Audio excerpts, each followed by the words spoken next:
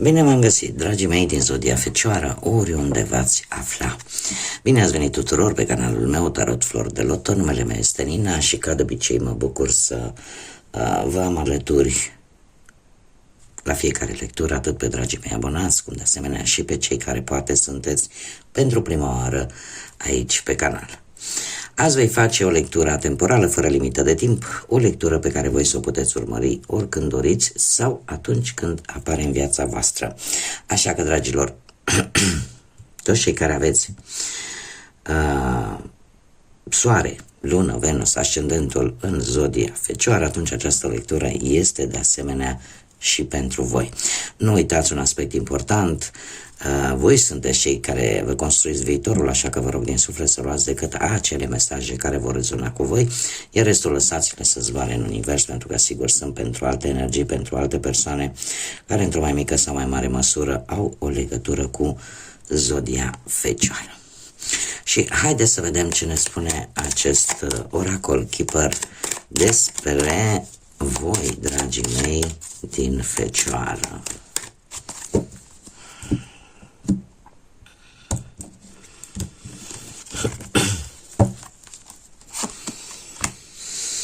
Hei, așteptări.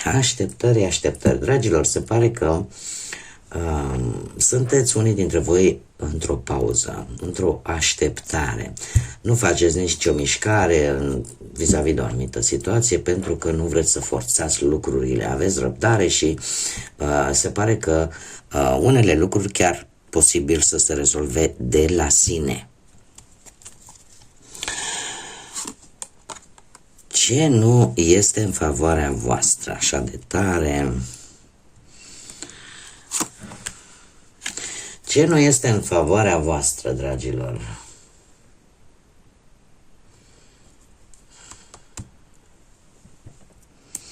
În favoarea voastră, dragilor, nu prea sunt ieșirile sociale. Nu știu. Ceva se întâmplă. Faptul că unii dintre voi e posibil chiar să încercați să curtați pe cineva. Să încercați să faceți scurte, dacă cum se zice, unei anumite persoane, dar lucrul ăsta parcă ori nu vă iese, ori este înțeles greșit, pentru că se pare că lucrează în defavoarea voastră.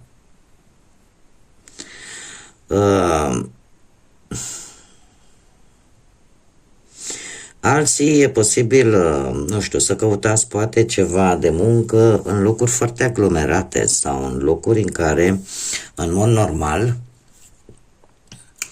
activitatea respectivă e legată foarte mult de lucrul cu oamenii, cu comunicarea directă cu oamenii. Dar parcă pe voi nu prea vă avantajează această activitate. În schimb, ce este în favoarea voastră, da? Ce este pozitiv pentru voi? Avem un mare noroc.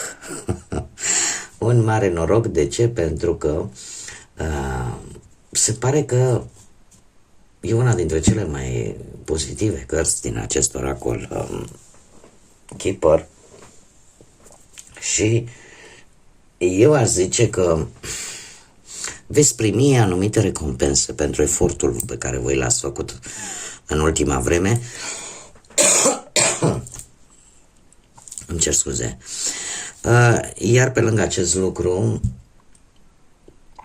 sunt noi șanse care vin către voi, care ne vorbesc de bogăție, de dorințe care devin realitate. Este cumva, are legătură cu ceva karmic. Și de asemenea, eu aș mai spune că are legătură poate cu o călătorie, posibil cu avionul, sau pur și simplu veți atinge succesul în ceva anume. Mergem mai departe. Ce poți controla? Grijile. Dragilor, grijile le puteți controla, dacă vă faceți griji sau nu. De ce? Pentru că unii dintre voi poate treceți prin perioade de melancolie, prin perioade de tristețe și Lucrul ăsta depinde tare mult de voi, dacă aceste gânduri negre vor mai persista în mintea voastră sau veți renunța la ele. Deci nu este ceva care să, cum să spun eu, să nu puteți controla. Da? Voi sunteți cei care puteți decide, domne, mă îngrop în trecut, mă îngrop în regrete sau merg înainte. Atât de simplu. Și ce nu puteți voi controla, foarte interesant, ia să vedem, pentru că vă poate reprezenta, da, niște mesaje, dragilor.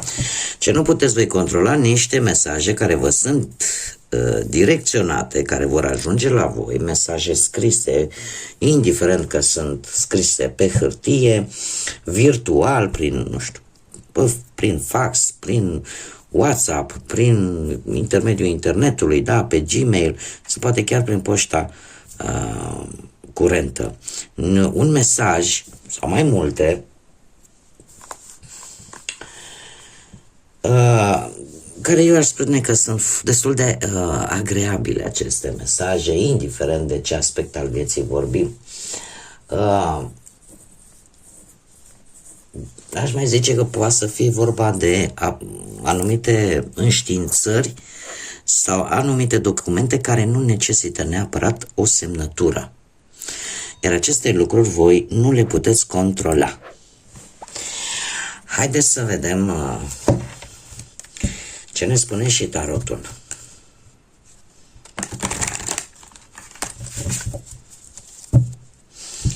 Ce vine pentru dragii mei din Fecioara? Ia să vedem.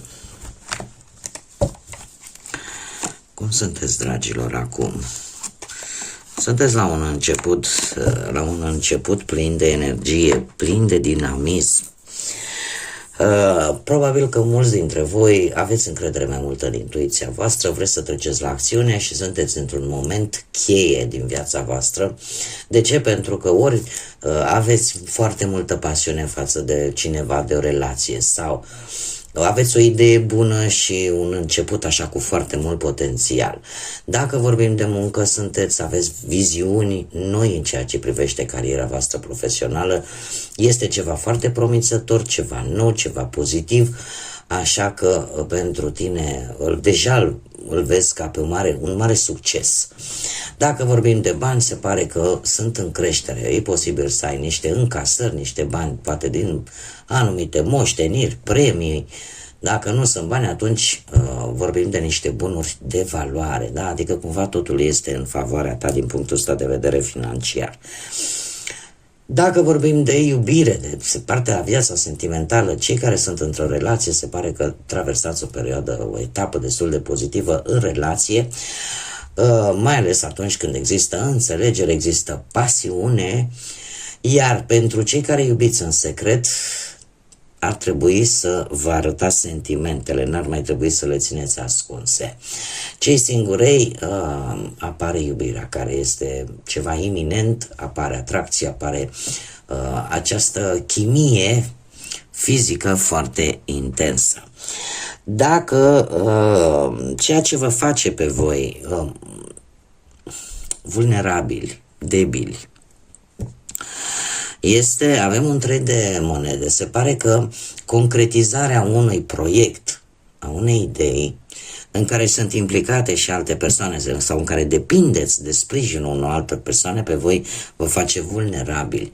Și putem vorbi de acest lucru chiar vis-a-vis de muncă, vis-a-vis de bani și chiar vis-a-vis și de viața sentimentală.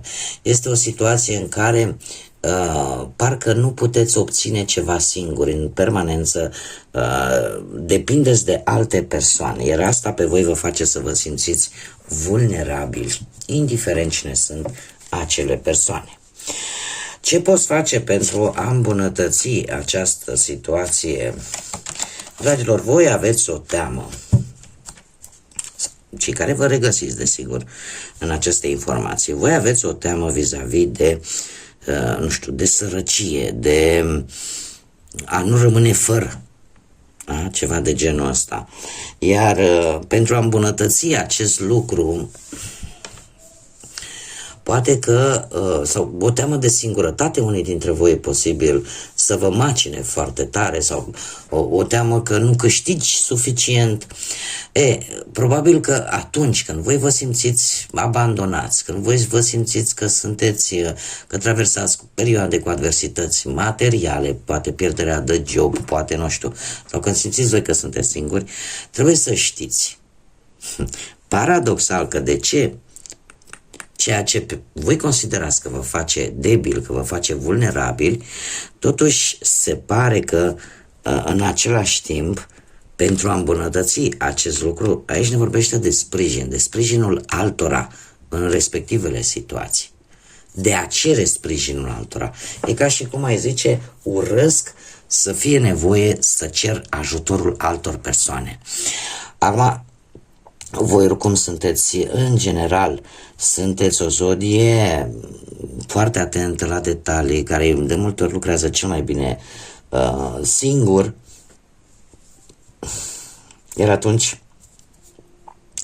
când vă preocupă ceva, câteodată vă puteți complica viața pentru lucruri care posibil să nu aibă prea mare importanță, dar sunteți, cum să spun eu, lucrați mai bine atunci când sunteți singuri. Nu prea vă place vă aglomerația așa de tare.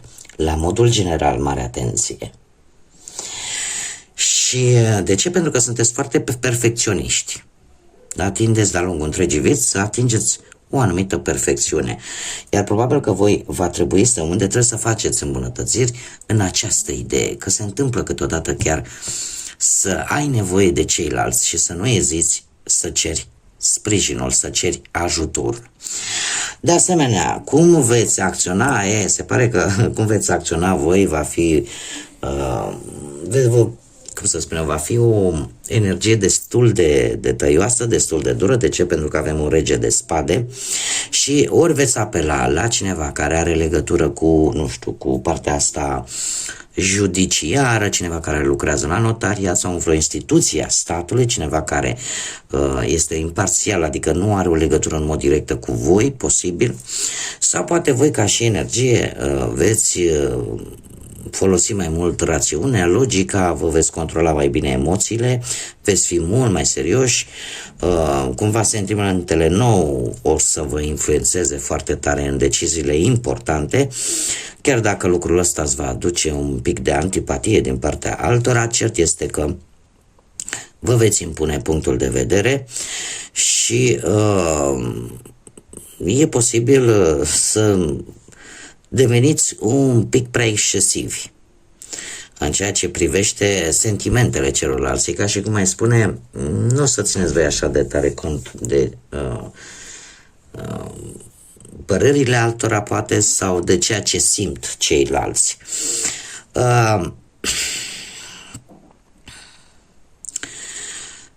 Probabil că cei care sunteți interesați de viața asta sentimentală, aș putea să zic că ori voi, ori perechea voastră, ori are legătură cu aceste zodii de aer, Gemeni, Balanță, Vărsător, ori pur și simplu unul va încerca să domine mai mult pe celălalt, iar asta nu prea este bine, se cere un pic de moderație de ambele părți.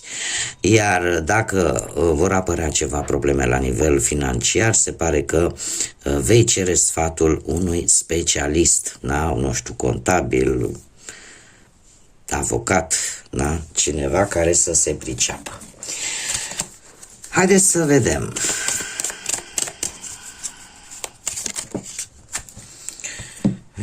vedem. Mesajul îngerilor pentru voi, dragilor din Fecioară: independizează-te în munca ta. Îți dorești și îți convine să lucrezi de o formă autonomă. A lucra pentru tine însuți nu va face altceva decât să faci ceea ce spune inima și să mai câștigi și bani în a face ceea ce ție îți place. Încearcă să captezi aceste sfaturi divine. Noi suntem prieteni și asociații tăi, da, desigur, la modul metaforic. Îți aducem loialitatea noastră pentru a-ți garantiza reușita misiunii tale. Este un îndemn, de fapt, pentru unii dintre voi care au în minte să-și deschidă propria afacere, să încerce ceva nou. E ca un fel de undă verde. Go for it! Da? În special pentru aceste persoane care vor să înceapă ceva nou, mai ales pe plan profesional. Și dă-i drumul, un mesaj din Grădina Magică: luminează-ți drumul. Este vorba de un pic de efort, pe care va trebui să-l depuneți în a lăsa în urmă ceva ce nu vă mai folosește, că e vorba de gânduri, că e vorba de persoane, că e vorba de relații, că e vorba de situații. Cert este tot ce este negativ, tot ce nu vă mai folosește, trebuie să renunțați, să mai luptați contra vântului, da? Pentru că odată dat drumul acestei energii negative, cumva drumul vostru încet, încet va începe să fie cât mai luminos, să se vadă cât mai clar. Bun, dragilor, cam atât am avut pentru voi. Eu vă mulțumesc pentru atenție și desigur pentru tot sprijinul pe care îl aduceți în dezvoltarea acestui proiect, așa că mii de mulțumiri tuturor celor care lasă cât un like, cât un comentariu, care distribuie, care se abonează, așa că mii de mulțumiri. Încă în continuare am nevoie de acest minunat suport, iar până data viitoare când ne vom reîntâlni, eu vă doresc tot binele din lume și desigur să fiți iubiți, dragilor.